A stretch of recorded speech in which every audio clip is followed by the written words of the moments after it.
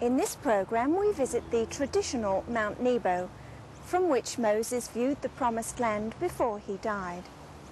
He climbed this mountain shortly after he had written the book of Deuteronomy, which, by the way, contains some remarkable information on how to live longer and how to enjoy good life.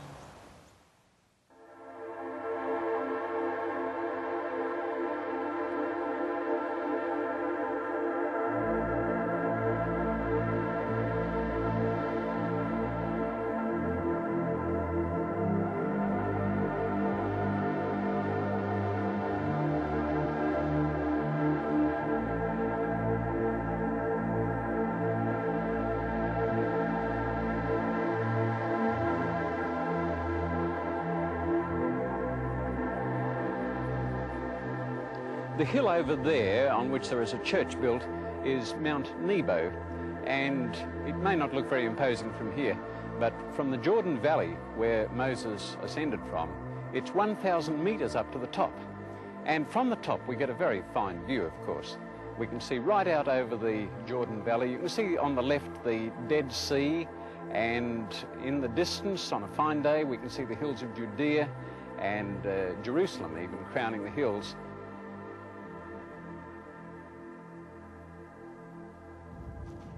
Would you like to know how to live longer and enjoy it? Well, I've got good news for you. Moses, in the book of Deuteronomy, tells us we can live longer, and he tells us how to do it. In Deuteronomy chapter 4, and in verse 40, he says, "You shall therefore keep his statutes and his commandments, which I command you today, that you may prolong your days in the land which the Lord your God is giving you." So there you are, you can live longer. Well, what's the secret of it? It says in chapter 7, "It shall come to pass, because you listen to these judgments and keep and do them, the Lord will take away from you all sickness and will afflict you with none of the terrible diseases of Egypt which you have known." Now, there was nothing arbitrary about this. It wasn't that God was saying, listen, I'm going to make all the other nations sick and I'm going to make you good and strong and healthy. This was a case of follow the rules and you'll reap the benefits. Don't follow the rules and you'll reap the consequences. Let me just give you a few simple illustrations of this. You've heard of the proverb or saying, cleanliness is next to godliness. Heard that one? It's not actually a quotation from the Bible, but nevertheless the Bible certainly does teach that we need to have cleanly habits.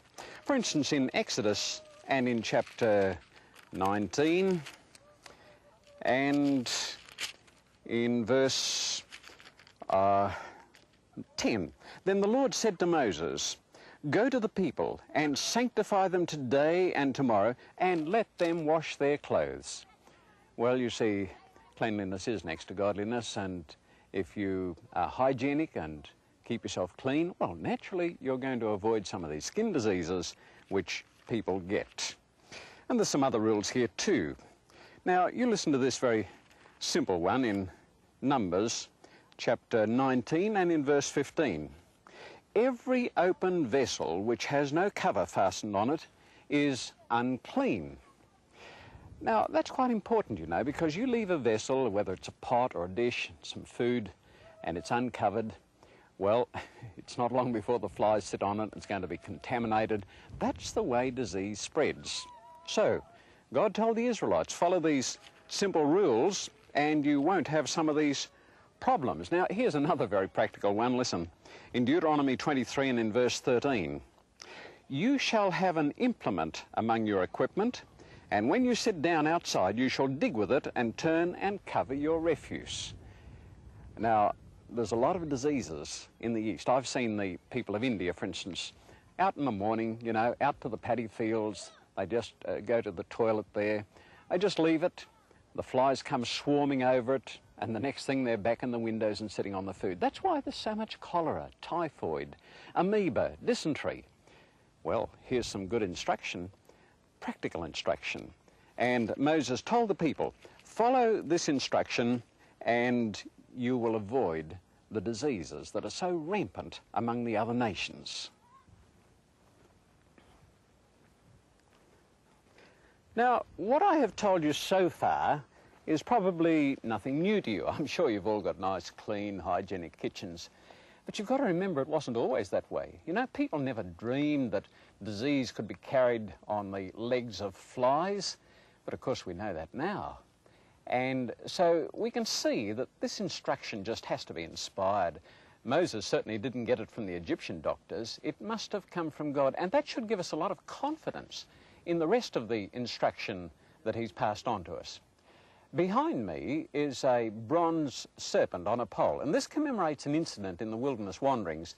The people were being bitten by snakes, and they were dying like flies. And so God told Moses to make this metal serpent, put it on a pole, and whoever looked at it would live. They'd recover. This indicates that God is very interested in our health, happiness, the recovery from disease, and of course especially prevention of disease is even more important. And so we can have a lot of confidence in the instruction that is given here, and let me give you a little bit more. Now, here is something that is perhaps more relevant to our modern world in Leviticus chapter 13 and in verse 45. Now the leper on whom the sore is, his clothes shall be torn and his head bare, and he shall cover his moustache or his mouth and cry, unclean, unclean. And he shall dwell alone, his habitation shall be outside the camp. Now anyone who's been inside a surgery, you know, when an operation is in progress, you see the doctors with all their coverings on their lips, and this is to prevent the spread of disease. We know that disease can be spread through what is breathed out of the mouth. And so here is some instruction that was along these lines, and it lets us know that God knew what he was talking about way back there. Here's something else in our cholesterol-conscious age. Leviticus 3 and in verse 17, this shall be a perpetual statute throughout your generations in all your dwellings. You shall eat neither fat nor blood. Now we're just waking up to that today. And here it was, thousands of years ago. Don't eat fat. It just builds up cholesterol in your arteries and veins, and it can bring on a heart attack. So here's some very up-to-date counsel, isn't it? Now, there is something that a lot of people think is very important for their happiness, and that's the use of alcoholic beverages. But is it? You know, I think I've had a little experience in this. My father was a good man. I was brought up in an affluent home, but he was a drinker. And I'll tell you, whenever he came back and had some drinks, there was a lot of very unhappy scenes in the home. And of course, alcohol also causes accidents, even a little bit. And it certainly is a drain on the pocket. There's a lot of reasons why we shouldn't be using alcohol. And it says over here in Proverbs 20 and in verse 1, wine is a mocker, intoxicating drink arouses brawling, and whoever is led astray by it is not wise. I think that's very relevant counsel, don't you? But there's always somebody who will raise the question, didn't Jesus turn water into wine at the marriage feast at Cana of Galilee? Yes, indeed he did. In fact, this is one of two churches in Cana of Galilee that commemorate the miracle. And inside this particular church, there is a stone jar, and it's standing in front of a little water cistern. And so this church commemorates the incident. It really happened, sure. But the question is, which type of wine? You see, there are two types of wine. We recognise that. You can either go into a liquor shop and buy a bottle of alcoholic wine, or you can go into a supermarket and buy a bottle of grape juice, which we sometimes refer to as unfermented wine. Now, in our society, these are two separate and distinct things. One is alcoholic and the other is non-alcoholic. But in biblical times, of course, they didn't label them on bottles just as clearly as that. When the grape crushing season came along, they crushed the grapes, got the juice, and for a few days it was unfermented. And then if you didn't do anything about it, then of course it became fermented. However, they had a system of boiling it until it became a thick syrupy juice, and that would keep for up until nearly 12 months. And all you had to do was add water to taste. So there are two types of wine spoken of in the Bible. You have, for instance, in Isaiah chapter 65 and in verse 8, thus says the Lord, as the new wine is found in the cluster, and one says, do not destroy it, for a blessing is in it. I like grape juice. It's a good drink, and there's a real blessing in it. But of course there's another type of wine which is condemned in the Bible. Proverbs chapter 23 and verse 29. Who has woe? Who has sorrow? Who has contentions? Who has complaints? Who has wounds without cause? Who has redness of eyes? Those who linger long at the wine. Now, you don't need to wonder very long as just what type of wine is referred to there. Obviously, that is alcoholic wine causing the red eyes and the wounds without cause and so forth. And so it says here, do not look on the wine when it is red, when it sparkles in the cup. At the last it bites like a serpent and stings like a viper. Not only don't drink it, don't even look at it. Don't be tempted, because alcoholic wine is harmful to the health.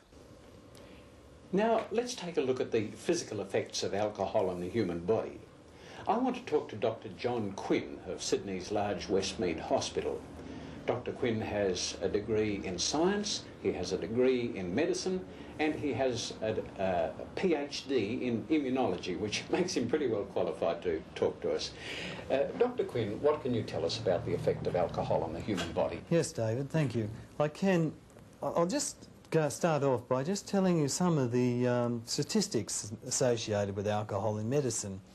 For example, it's known that 85% of Australian men and 75% of the women drink alcohol in some form or another. Now, alcohol, even in minor amounts, can interfere with medications that many people take for minor illnesses.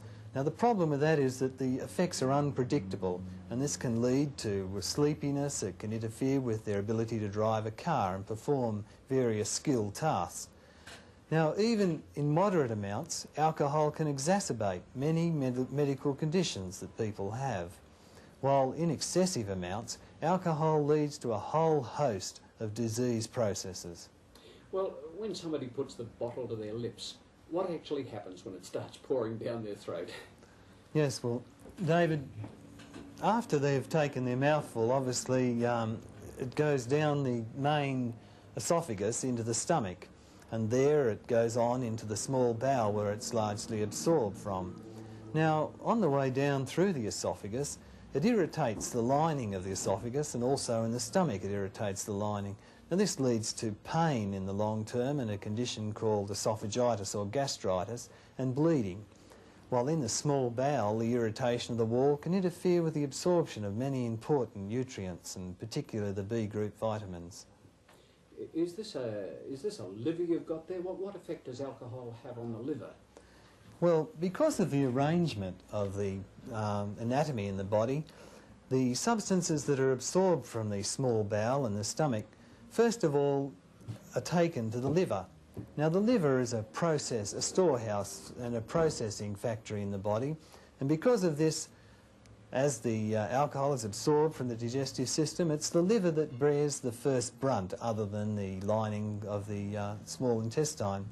Now, even a single episode of binge drinking, such as is very common on a Friday evening in Australian populations, can lead to a condition called fatty liver. As you can see in this liver here, this is what's called a cirrhotic liver, which is a long-term consequence of excessive alcohol. But you can see these little fat globules, if I just point them out with my pen. The normal liver is sort of smooth and homogeneous, and these little fat globules have replaced the normal liver tissue. As a result, the functions of the liver are interfered with, and in time this can lead to serious disease. The person ends up a rather pathetic sight with a swollen, bloated stomach. They're unable to process many of the nutrients that are absorbed, and also, unfortunately, many of the toxins that come in from the digestive system from the breakdown of proteins and the bacterial products.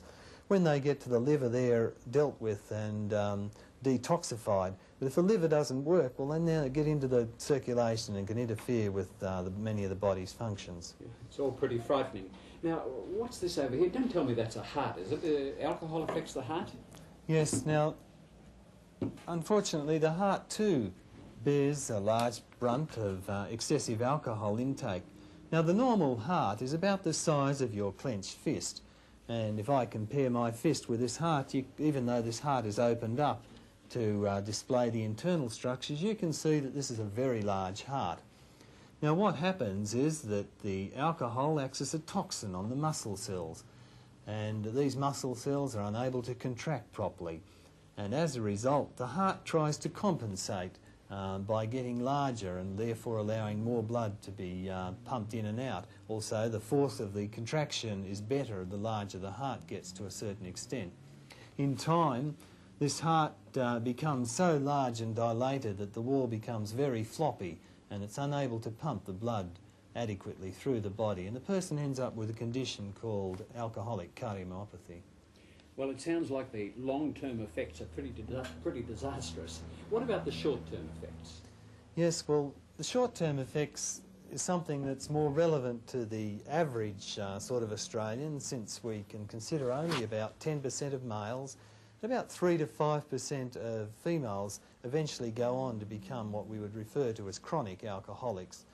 The underage, the under 17 age and even the under 25-year age group in Australia, they're a very large proportion of drinkers in Australia. And unfortunately, just looking at the male population, about 30 to 40% of these young men will eventually get into some trouble in their youth and their early adulthood because of excessive alcohol.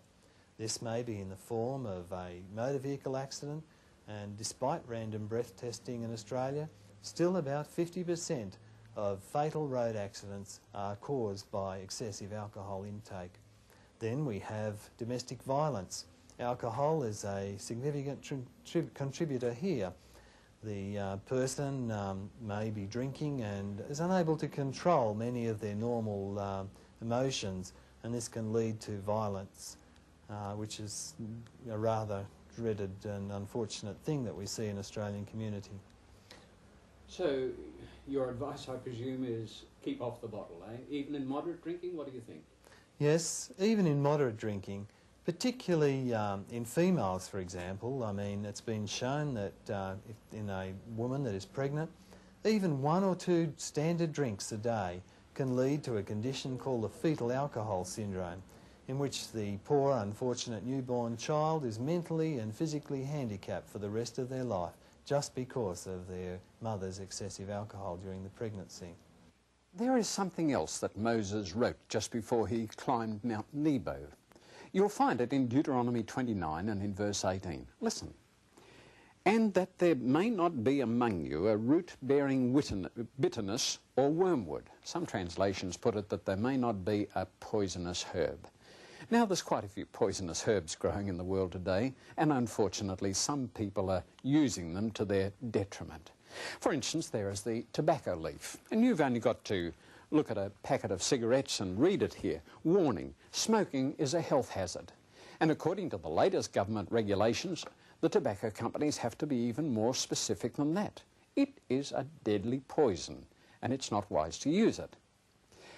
I talked with Dr. Russell Butler, who is a consultant physician, about the effect of smoking on the human body. Tobacco has a lot of effects on the human body, which we've been aware of for, maybe 30 years since the first reports were made of an association between smoking, particularly smoking cigarettes, and lung cancer. You know, a cigarette is really very much like a chimney. And if you were to get on the end of a chimney and inhale the smoke, you'd expect it to be fairly nasty on the body. Now, if you look here at this picture of a normal lung, you'll see that it's pink with a few specks of black on it, which are just from the normal dust that we see in the air.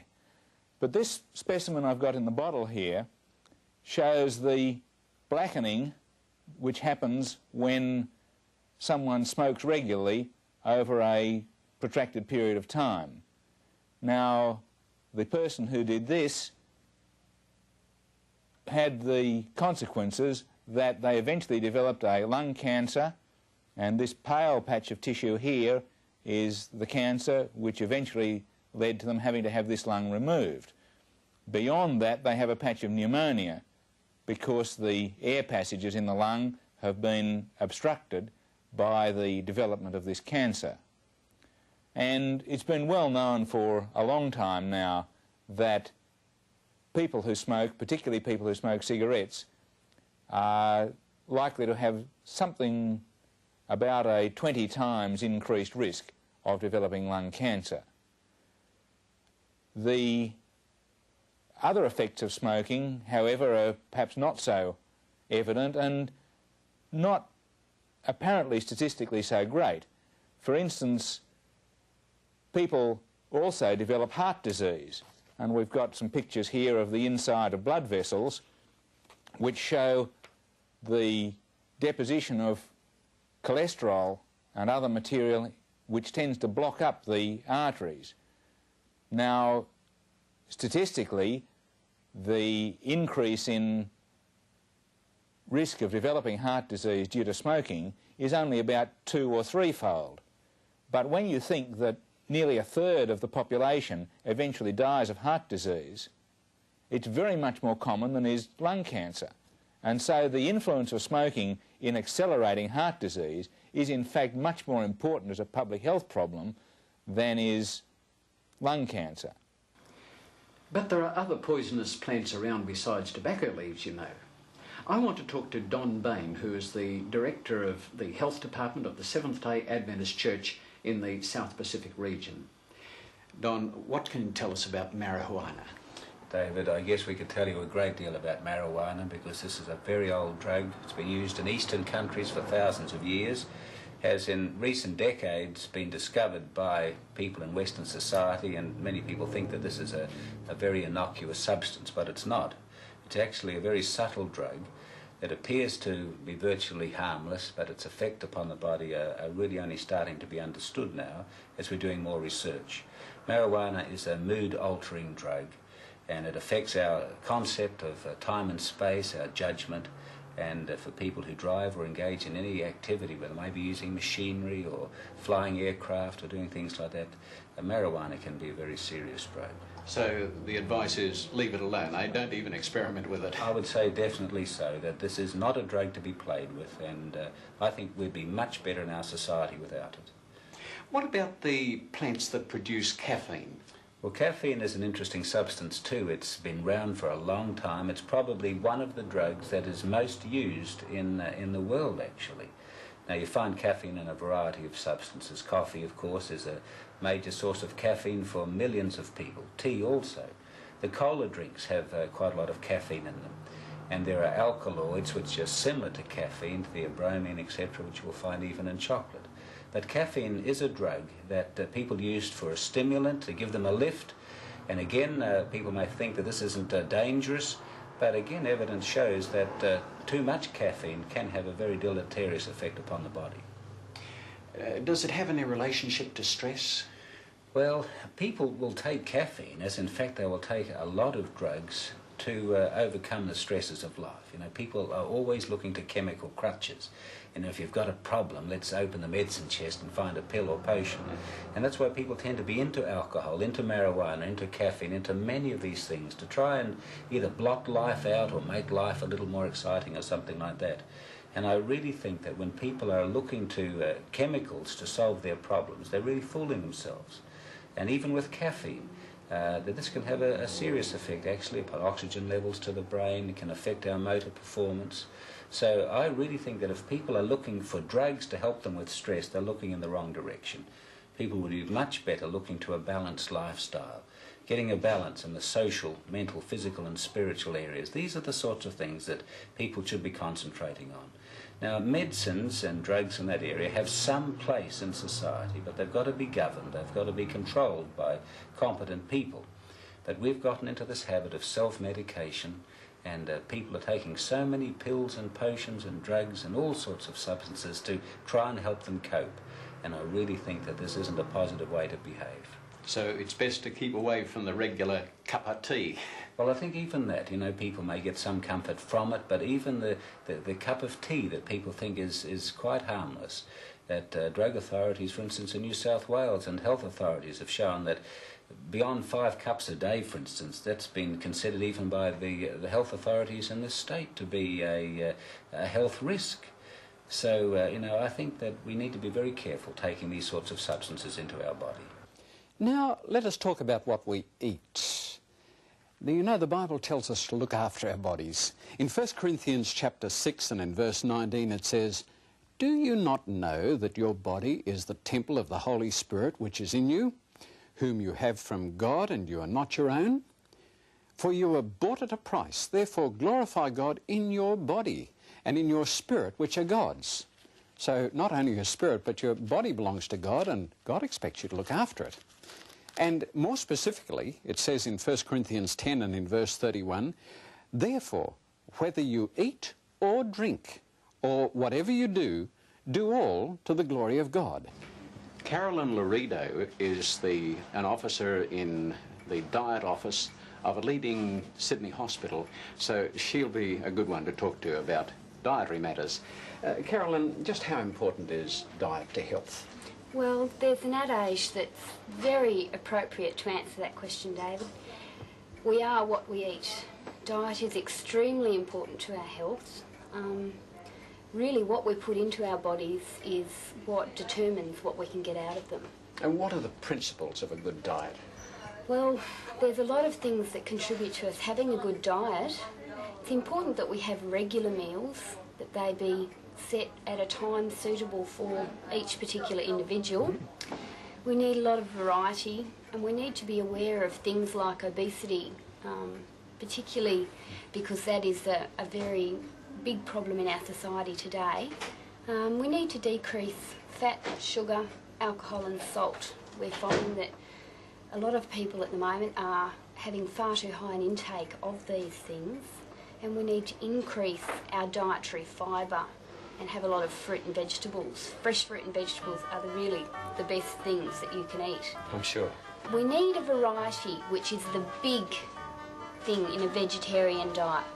That cannot be emphasised enough, because without variety you are not including everything that your body needs. But the vegetarian diet with that variety does include everything. But of course, good health is not only a matter of abstaining from what is harmful, it is doing what is good. And that not only involves having a good, solid diet, a good, healthy diet, everything is involved. You should have good rest at night, you should breathe plenty fresh air, drink plenty fresh water, and I think that exercise is also an important element for good health.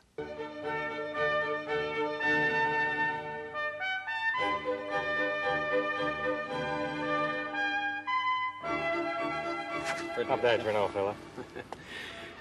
Well, my son beat me again, of course. He usually does these days. But I got my exercise, and I really enjoy a game of tennis. And I think the reason I can keep up with my boys is because of my lifestyle. I don't drink, I don't smoke, I don't use tea or coffee, and I've got a wonderful wife who turns on some great vegetarian meals. And I really get the most out of life. Well, what about you? Do you have something there that should go? I think we've all got to get a good lifestyle, you know. And if there's anything that you need to get rid of, well, why not get rid of it now? You'll not only live longer, but you'll get far more out of life.